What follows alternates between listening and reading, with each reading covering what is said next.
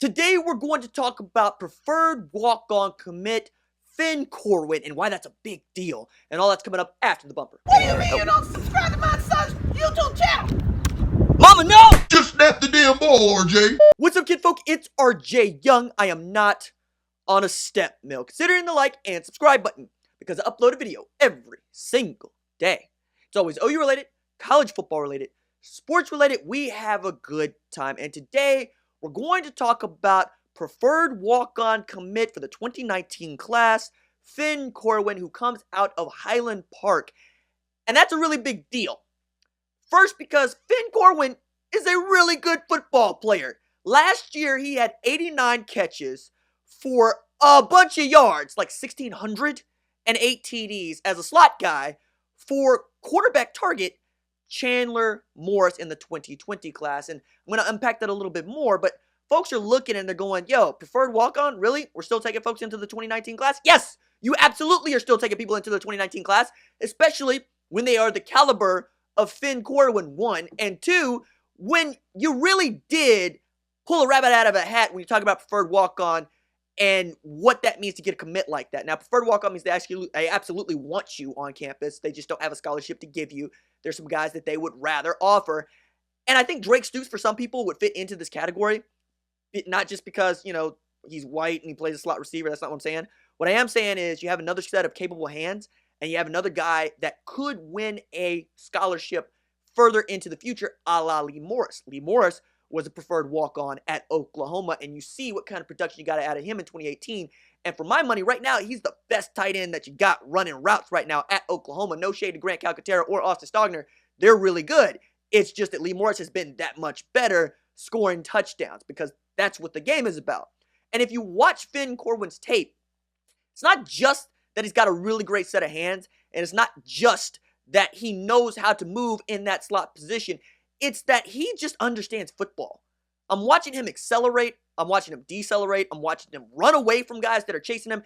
And the winning pedigree from the Highland Park Scots cannot be overstated. It is a bona fide dynasty, all right?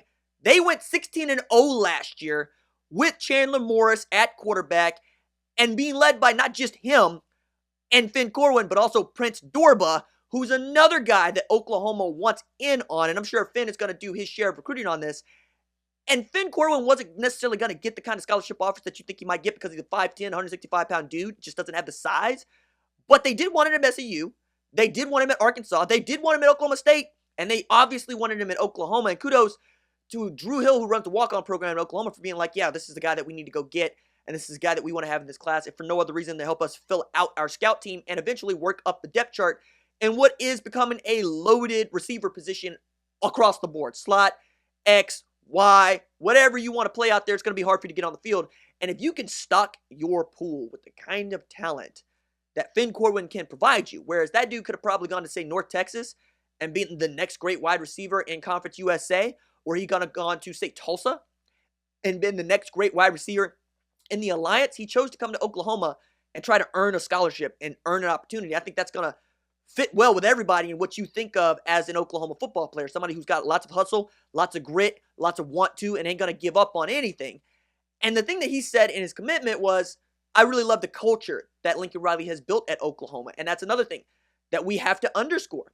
Lincoln Riley's done a really great job of making this place attractive to not just 5 stars like Theo Weiss, Trajan Bridges, and of course Jaden Hazelwood, but also preferred walk-on candidates like Finn Corwin. It's the kind of dude that you really, really want, but you don't necessarily have a scholarship to offer to him, a la Drake Stoops. And to that degree, I'm really interested to see what the development of the walk-on program looks like at Oklahoma, because you got perhaps the greatest walk-on of all time in Baker Mayfield, but you also got guys like Lee Morris. And you're going to have other guys that earn scholarships during the middle of the season. Miles Tees was another one of those guys that absolutely could play some football, transferred over from UCO after setting the world on fire at Booker T, and ends up being a really great contributor for the 2018 team. And I think that Finn Corwin could absolutely grow to be one of those guys. But again, I think this is really helpful in setting the table for landing a 2020 quarterback target like Chandler Morris, who could end up at Arkansas for obvious reasons, right? And that's where my money would be. But I'm not going to rule Oklahoma out because everybody knows what Lincoln Riley's pedigree is in coaching quarterbacks. It's not just that you become a good quarterback. It's that you become a Heisman Trophy winner and a number 1 overall draft pick, or talked about as a number 1 overall draft pick in the way that Kyler Murray is, and the way that Jalen Hurts is being talked about. He's a 6-1 favorite to be the Heisman Trophy winner before playing a snap at Oklahoma, and part of that is because of the offensive weapons at Oklahoma, and Lincoln Riley is the play caller and the head coach. A lot of that is going into the thinking.